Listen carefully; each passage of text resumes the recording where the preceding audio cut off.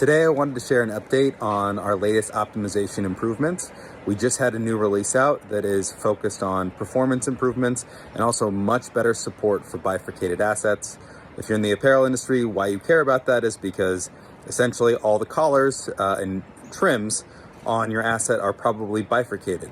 So what this new optimization update does is allow us to much more evenly and efficiently decimate these assets. I'm going to show you some examples now. Here I've got a CLO asset. You can see it's a fairly technical garment. And if I come down, I can see that this asset went from 1 gigabyte to 11.5 megabytes, 1.6 million polys to 100,000 polys, and it still looks beautiful. Please note that our optimization settings are always configurable. You punch in the preset, and then from there it's fully automatic. So let's take a look at the distribution of polygons here.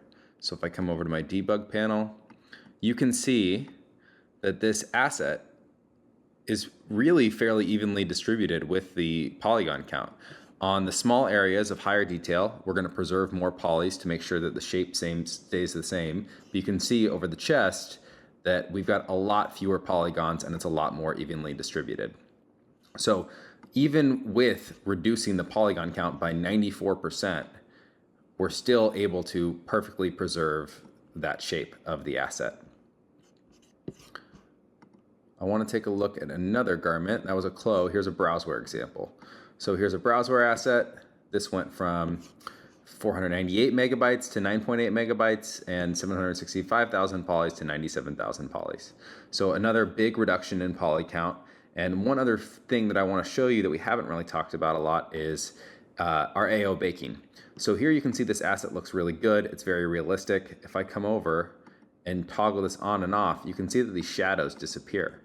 CLO and Browzwear assets don't actually export with an ambient occlusion map. And so what we do in the optimizer is we will bake in an ambient occlusion map to make this asset look more realistic. And I can check that out over here again in my debug channel. If I go to occlusion, this map didn't exist before, but now it does, and we actually bake this into the metallic roughness map. So it's not really increasing file size by a whole lot, but it is giving you a lot more realism on your asset. And that's the latest update on our optimization.